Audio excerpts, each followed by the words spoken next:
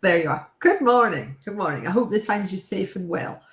It's quite dark outside, but we are very close to the turn of the year, aren't we? So hardly surprising. Okay, what have we got for you this week? Right. First off, good news for the UK chemical industry. The last ethylene plant at Grangemouth has been saved thanks to an enormous injection of government money. How long this will last for, who knows, but it is really important and it's good news. I've been quite worried about Grangemouth's future. So yeah, that's fine. Interesting business model to rely on the government to bail you out, though, isn't it, Ineos? Yeah, right. Okay, so what have we got for you in the EU? Well, what we have is something important to do with the deadlines in CLP. Now, as I'm sure you're aware, some of the deadlines in EU-CLP have gone through the stop the clock proposal, and we've actually got a list of the ones that have been altered in this week's newsletter.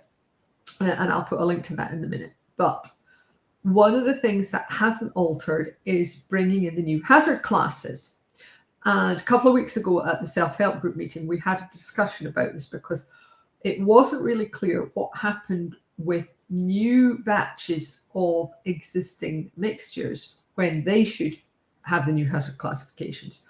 And luckily, it has now been confirmed on the ECHA website that it is this coming year when these all start. And it's the 1st of May 2026. And I'm going to put the link to the ECHA website just now.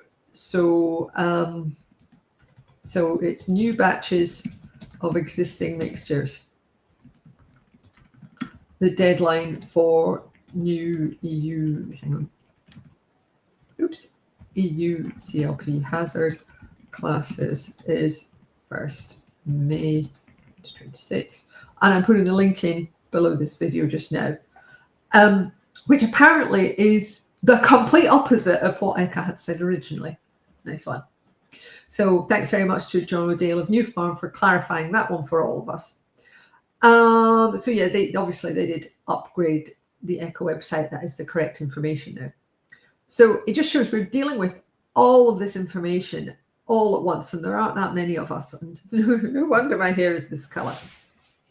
So that's kind of the work thing. I did promise you a link to the newsletter because there's a whole pile of information in there as usual, which I just can't cram into a little video like this. And that's the link there. It's got obviously more on the deadlines. It's got a whole load of other information. Oh, including EUDR deadlines are being extended, although it's not been published in the official journal yet. Yep, all sorts of stuff. So what have we got for reasons to be cheerful? Well, I've got two things for you. The first one is Mitchell and Webb cricket, because we're in a bit of a Mitchell and Webb season at the moment. If you know anything at all about cricket, this is absolutely hilarious. And it's parodying those, sort of sports hero, underdog type things anyway. But if you know anything about cricket, you will be howling with laughter, because I know I was.